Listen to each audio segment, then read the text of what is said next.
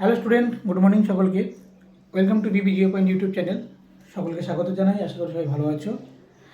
তো দেখো, আগে আমরা মোটামুটি ক্লাস 9 থেকে যে চ্যাপ্টারটা পড়ছিলাম বা অধ্যায়টা পড়ছিলাম 4 নম্বরে, সরাসরি সেখানে চলে যাচ্ছি আমরা। 4 নম্বর চ্যাপ্টারে আমরা আজকে 3 নম্বর পর্ব পড়ব। আগের দিনকার পড়েছি আমরা ভঙ্গিল পর্বতের শেষ ভাগ, সেই ভাগগুলো পড়ছিলাম। ভঙ্গিল পর্বত পড়া হয়ে গেছে। আজকের আমরা পড়বো কি, আগ্নেয় পর্বত সম্পর্কে। কি পড়বো? আগ্নেয় পর্বত। এই আগ্নেয় পর্বত কাকে বলে, ঠিক আছে? আগ্নেয় পর্বত কাকে বলে? তাহলে আমাদের পর্বতের 4টে ভাগ ছিল, তার মধ্যে দ্বিতীয় পার্ট হচ্ছে কি, সেকেন্ড পার্ট হচ্ছে আগ্নেয় পর্বত, অর্থাৎ দ্বিতীয় নম্বর পার্ট। এই যে আগ্নেয় পর্বত কাকে বলছে না, ভূ অভ্যন্তরের ম্যাগমা, ভূপৃষ্ঠের অভ্যন্তরে যে ম্যাগমা থাকে, আগে সংখ্যাটা বলি তারপর তোমাদেরকে বোঝাচ্ছি জিনিসটা। ভূ অভ্যন্তরের ম্যাগমা ভূপৃষ্ঠের বাইরে কোনো পাতের প্রান্তদেশ থেকে কিংবা কোনো শিলার মধ্যস্থিত কোনো দুর্বল অংশ থেকে যদি ভূপৃষ্ঠের বাইরে বেরিয়ে আসে এবং সেখানে কী হয়, সেখানে বেরিয়ে এসে তারা লাভা রূপে সঞ্চিত হয়, তাই তো?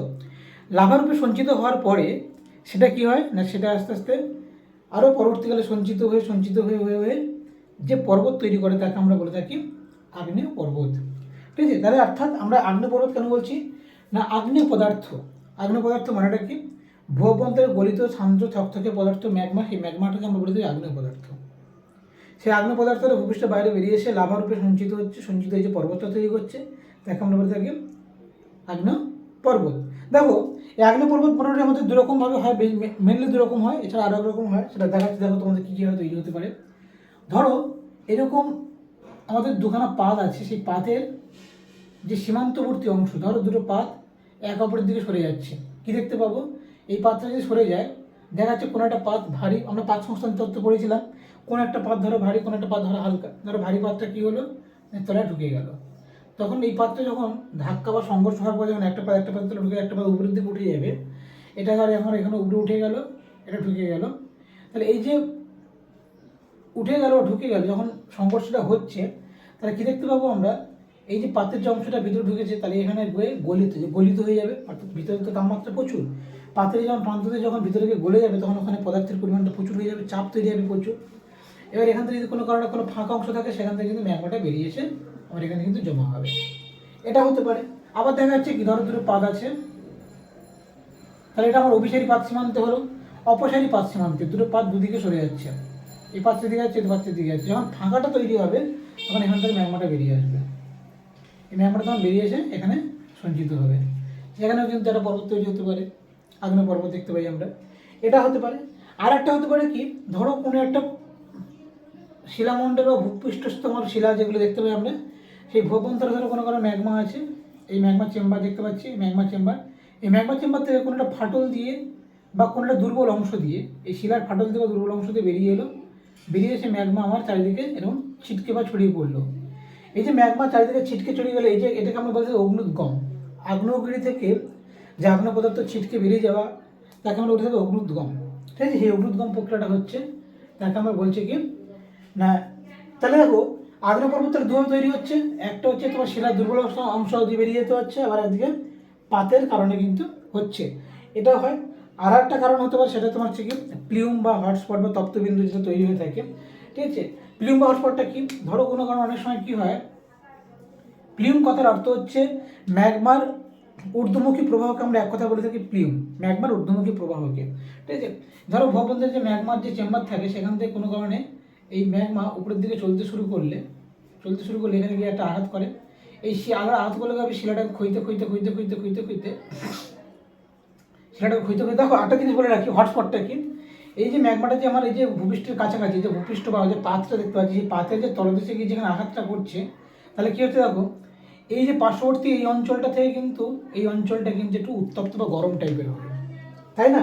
এখানে উত্তপ্ত টাইপের হবে, এই যে উত্তপ্ত জায়গাটাকে আমরা বলে থাকি হটস্পট বা উত্তপ্ত জায়গা, ঠিক আছে? এইটা তখন গরমটা হচ্ছে কি, এই ম্যাগমার ঊর্ধ্বমুখী প্রবাহ যখন ঢুকবে, এখান থেকে তার এটাকে ক্ষয় করতে উঠে এখান থেকে ম্যাগমাটা এরকম মানে ব্যাপক আকারে কিন্তু এরকম একটা তাহলে বেরিয়ে আসবে, এটাকে আমরা বলে থাকি প্লিউম, ঠিক আছে? এটা পাতের মধ্যভাগে কিন্তু এটা দেখতে পাবো, পাতের মাঝখান থেকে এটা হয়, এটা কিন্তু পাতের কোনো প্রান্তদেশীয় অংশ কিন্তু আমরা দেখতে পাবো না।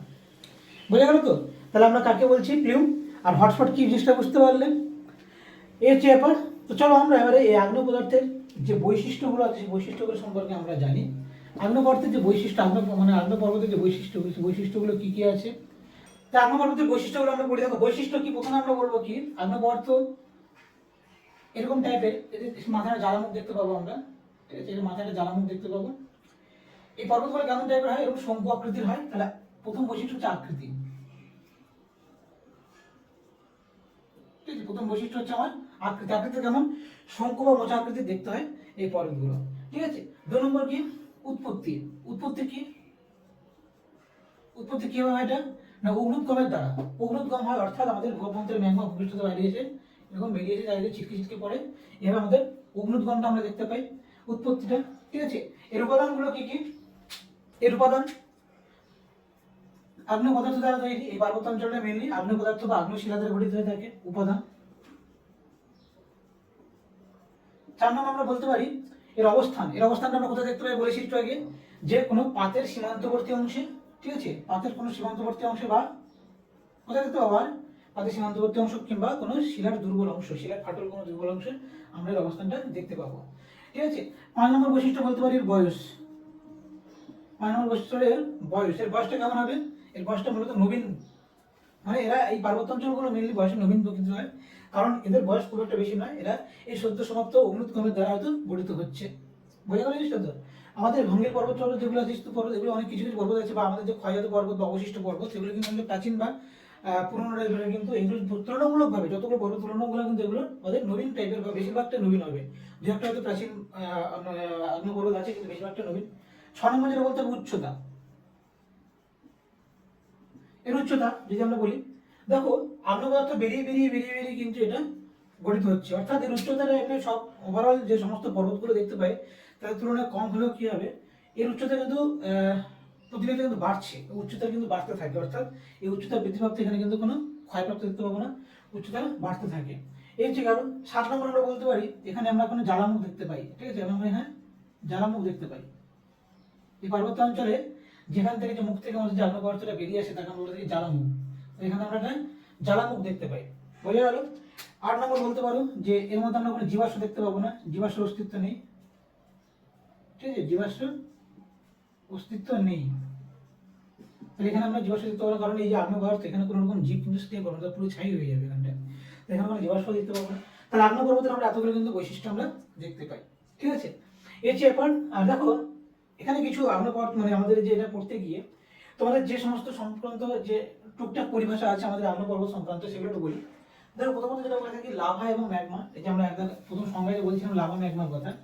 লাভা আর ম্যাগমাটা কি বলতো, লাভা ম্যাগমাটা হচ্ছে ভূ অভ্যন্তর ভাগে যখন আমার এটা থাকছে, এত এরকম এরকম বড় একটা চেম্বার আছে, আমার একটা ম্যাগমা চেম্বার। এই ম্যাগমা চেম্বারে যখন আমার আগ্নেয় পদার্থ থাকছে তখন তাকে আমরা বলছি কি ম্যাগমা, ঠিক আছে। এটা যখন একটা গলিত সান্দ্র থকথকে একটা পদার্থ, সেটা হচ্ছে কি ম্যাগমা। এর মধ্যে আমার জল মিশে থাকতে পারে, জলীয় বাষ্প মিশে থাকতে পারে, বিভিন্ন রকম গ্যাস থাকতে পারে।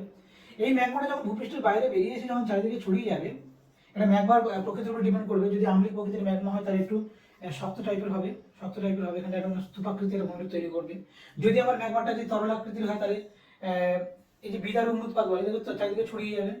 বিদার উন্মুৎপাতের ক্ষেত্রে কি হয় এটা বলে রাখি একটু, অগ্নুৎগমটা হচ্ছে আমাদের এই ভূভ্যন্তরের ম্যাগমা ভূপৃষ্ঠে কোনো ফাটল দিয়ে সশব্দে এবং বিস্ফোরণ ঘটিয়ে তাদের চারিদিকে ছিটকে পড়বে, ঠিক আছে, তাদের চারিদিকে ছিটকে পড়বে। এটা বুঝতে পারবে, একটা ধরো একদম ভূভ্যন্তরের ম্যাগমাটা আমার কি হবে, ফাটল দিয়ে বেরিয়ে এলো, তাহলে এরকম চারিদিকে ছিটকে ছিটকে ছিটকে ছিটকে ধরো এরকম পড়বে, এখানে একটা জ্বালামুখ তৈরি করলো ধরো, হ্যাঁ, এবং চারিদিকে ছিটকে যাবে এটাকে।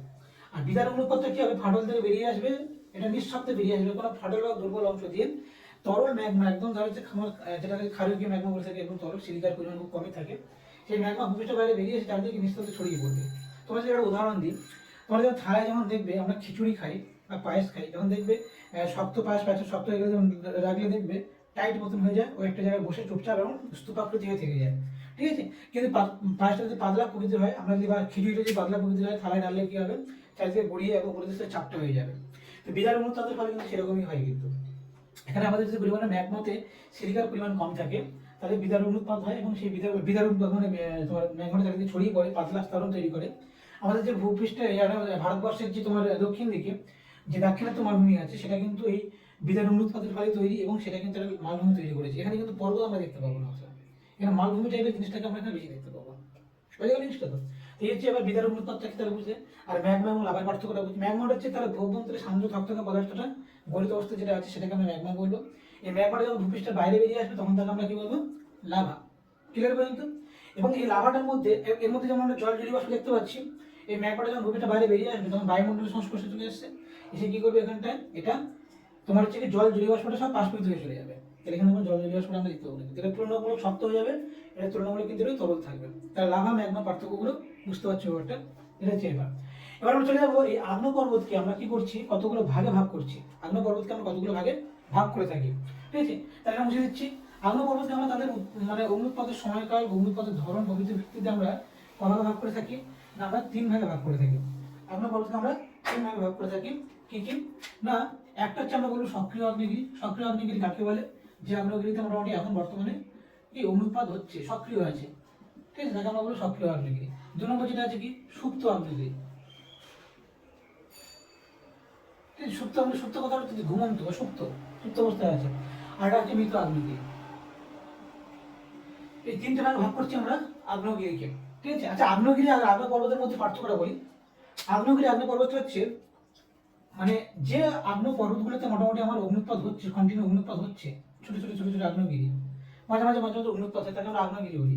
আর আগ্নেয়গিরির ফলে এই আগ্নেয়গিরিকে কেন্দ্র করে অগ্নুৎপাত হতে হতে হতে হতে যখন এটা একটা বড় পর্বতের আকার ধারণ করবে তখন তাকে আমরা আগ্নেয় পর্বত বলবো, ঠিক আছে, আগ্নেয় পর্বত বলবো। আমাদের ভারতবর্ষের যে ব্যারেন নারকন্ডম এগুলো কিন্তু আগ্নেয়গিরির উদাহরণ বলতে পারি আমরা। আমাদের আন্দামান দ্বীপপুঞ্জের কাছে ভারতবর্ষে মাত্র দুটোই আমাদের আগ্নেয়গিরি আছে, কিন্তু ইতালির ভিসুভিয়াস বা আমাদের জাপানের ফুজিয়ামা, ঠিক আছে, এগুলো কিন্তু সব আগ্নেয় পর্বতের উদাহরণ। পর্বতটা হচ্ছে একটু বিশাল আকৃতি হবে, আগ্নেয় মানে এটা আগ্নেয়গিরি প্লাস আগ্নেয় পর্বত, আর এটা শুধু আগ্নেয়গিরি, জাস্ট ছোট একটু বেশি উচ্চতা নয়, অনুৎপাত হতে থাকে। তো যাই হোক, তো সক্রিয় আগ্নেয়গিরি, সুপ্ত আগ্নেয়গিরি, মৃত আগ্নেয়গিরি এটা আমরা ভাগ করছি। এবার দেখো এই সক্রিয় আগ্নেয়গিরিকে আমরা আবার 2 ভাগে ভাগ করে থাকি, ঠিক আছে। কি কি, একটাকে আমরা বলে থাকি সবিরাম, একটা বলে থাকি অবিরাম। সবিরাম এবং অবিরাম। সবিরাম মানে কি, সবিরাম অর্থাৎ বিরামের সহিত, বিরাম নিয়ে নিয়ে মাঝে মাঝে কিছুদিন থেমে থেমে থেমে থেমে থেমে থেমে অনুৎপাত হয়। সক্রিয় কিন্তু কয়েক বছর থেমে থাকে না, কিছু দিন থেমে থাকলো আবার অনুৎপাত হলো, আবার কিছুদিন থেমে থাকলে অনুৎপাত হলো। এই ধরনের আগ্নেয়গিরিকে আমরা কি বলবো, সবিরাম আগ্নেয়গিরি। হ্যাঁ, সিসিলি দ্বীপের যে মাউন্ট এটনা, এটনা কিন্তু একটা এই সবিরাম আগ্নেয়গিরির উদাহরণ, ঠিক আছে। বা আমাদের ভারতবর্ষে যে ব্যারেন যে আগ্নেয়গিরিটা আছে সেটাও কিন্তু এই সবিরাম আগ্নেয়গিরির উদাহরণ। অবিরাম কি বলছে, অবিরামটা হচ্ছে তোমার যেটা অবিরাম মানে সবসময় কন্টিনিউ চলছে, এখানে অনুৎপাত মানে থামার কোনো গল্প নেই, এটাকে আমরা বলতে পারবো কি অবিরাম আগ্নেয়গিরি, কন্টিনিউ চলছে। যেমন কি আমাদের ভূমধ্যসাগরীয় অঞ্চলে যেটা আমাদের রিপারি দ্বীপের কাছে আছে স্ট্রংলি, ঠিক আছে, যাকে আমরা বলে থাকি ভূমধ্যসাগরীয় আলোকস্তম্ভ বলা থাকে। কন্টিনিউ সেখানটা অনুৎপাত হয় এবং তার আলোটা চারিদিকে ছড়িয়ে পড়ে, চারিদিকে আলোকিত করে দেয় ভূমধ্যসাগরীয় অঞ্চলের এই পাশাপাশি অঞ্চলটাকে।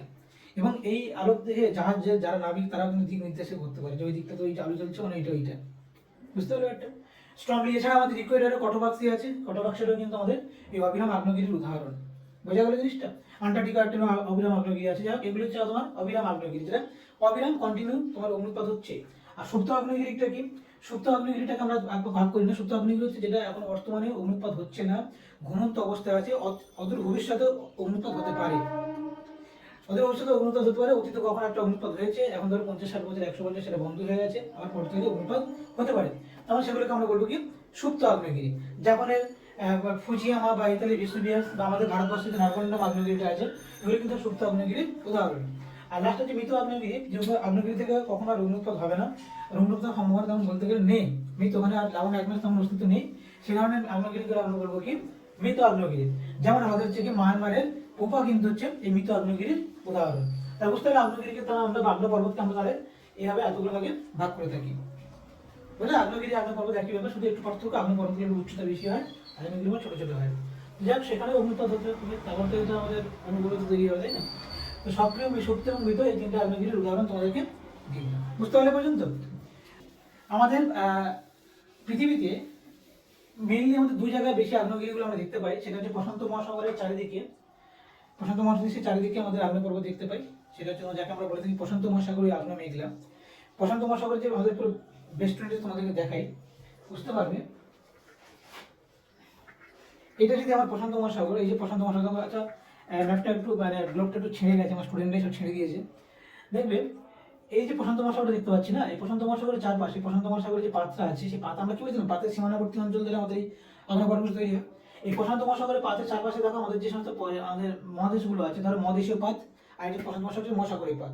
মহাসাগরীয় পাত মহাদেশীয় পাতের মানে সংযোগস্থলে প্রচুর আগ্নেয় পদার্থ আমরা দেখতে পাই।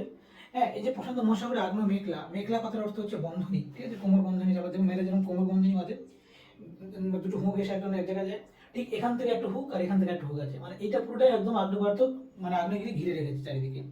আগ্নেয়গিরি ঘিরে ঘিরে এরকম ব্যবস্থা করে করে করে মানে যেন একটা মালা গাঁথা হয়েছে, একটা খুব সুন্দর একটা মালা গাঁথা আছে, একটা আগ্নেয়গিরি যেন একটা ফুলের মতন, ঠিক আছে। এটাকে আমরা বলছি প্রশান্ত মহাসাগরীয় আগ্নেয় মেঘলা, বোঝা গেল। এছাড়া আমাদের কোথায় আছে না, আমাদের যে ভূমধ্যসাগরীয় অঞ্চল, এই যে ইতালি টিতালি অ্যাটিলি উপকূল, এখানটাতে আমাদের কিছু আগ্নেয় মানে আগ্নেয়গিরি আমরা দেখতে পাই। এখান থেকে আমাদের এই মধ্য মহাদেশীয় অঞ্চলে আমরা দেখতে পাই। এই হচ্ছে এবার আগ্নেয় পদার্থ বা আগ্নেয়গিরি আমরা বিভিন্ন জায়গায় এভাবে বর্ধিত হয়ে গেছে। আর তোমাদের তো আগে তো বলেছি, তোমার এর আগে তো বলেছি অলরেডি, তোমার প্রশান্ত মহাসাগরের ভূমধ্যসাগরীয় আলোক স্তম্ভটা কি বলেছি তোমাদের। তো এই হচ্ছে দাদা, তাহলে আজকের এই পর্যন্ত থাক আগ্নেয় পদার্থ সম্পর্কে, আগ্নেয় পর্বত সম্পর্কে।